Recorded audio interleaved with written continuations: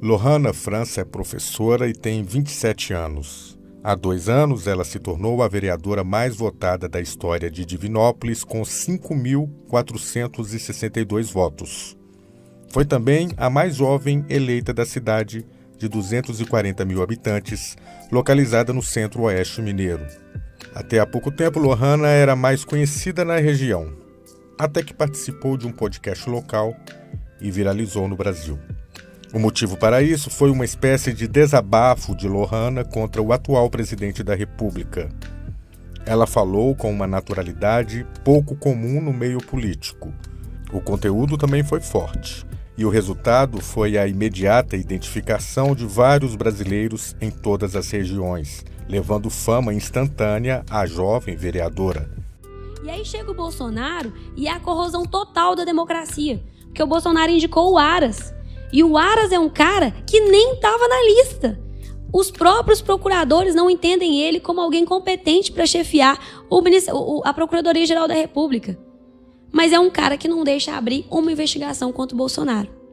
É um cenário muito parecido com o que a gente vivia na época do Fernando Henrique Cardoso, porque naquela época a gente tinha, se eu não me engano, o nome dele é Geraldo Brindeiro. O apelido dele era Engavetador-Geral da República. Ele não deixava abrir uma investigação contra o Fernando Henrique Cardoso. Nós tivemos grandes escândalos de corrupção, Sudam, Sudene, e nada foi pra frente. Nada. Por quê? Porque não se abria investigação. No governo do PT, o Ministério Público teve autonomia para trabalhar, e por isso a corrupção apareceu.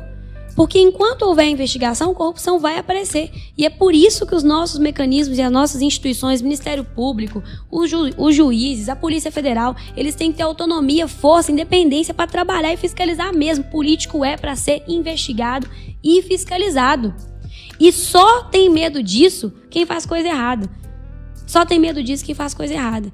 Hoje a gente está num cenário em que o Bolsonaro admite publicamente que troca chefe da Polícia Federal porque está investigando o filho dele. Como que as pessoas que defendem o fim da corrupção apoiam um cara desse? Quando ele assumiu como presidente, a primeira coisa que ele fez foi exonerar o servidor do IBAMA, que multou ele por causa de pesca ilegal. Como que alguém que defende o fim da corrupção apoia um cara desses? Ele corroeu a Polícia Federal, ele troca delegados da Polícia Federal a bel prazer, à medida que essas pessoas investigam pessoas próximas a ele. Ele não indica Procurador-Geral da República que vai ter autonomia e que vai fiscalizar ele como tem que fazer. Ele só indica gente que vai falar amém, presidente. Parabéns, presidente. Então, na verdade, não é que a corrupção acabou no Brasil, é que a corrupção não aparece mais, porque ela não é investigada. É o governo que mais coloca sigilo de 100 anos. Tem sigilo de 100 anos até sobre o cartão de vacina do presidente.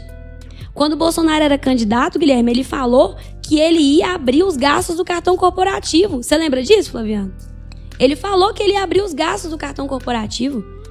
E, ao contrário, ele é o presidente que mais gasta no cartão corporativo. A gente banca férias milionárias pro Bolsonaro. Já pensou se fosse no governo do PT? Já pensou se fosse a Lohana prefeito do PV? A verdade é que a indignação dessas pessoas é seletiva.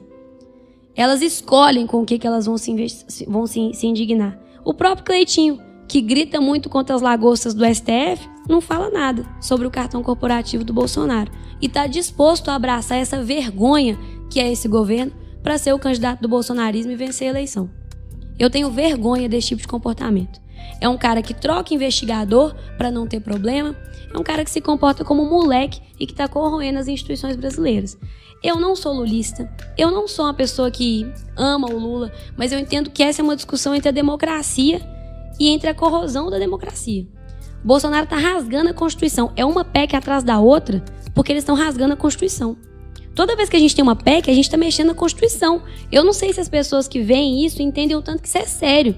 E a gente está fazendo isso uma vez atrás da outra, como se não fosse nada demais.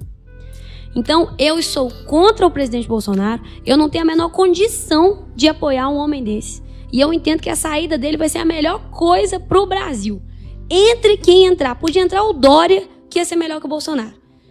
Lohana não é propriamente uma política de esquerda, pelo menos não hoje. E pelo menos não nos moldes tradicionais. Foi eleita, por exemplo, pelo Cidadania. Hoje está no PV.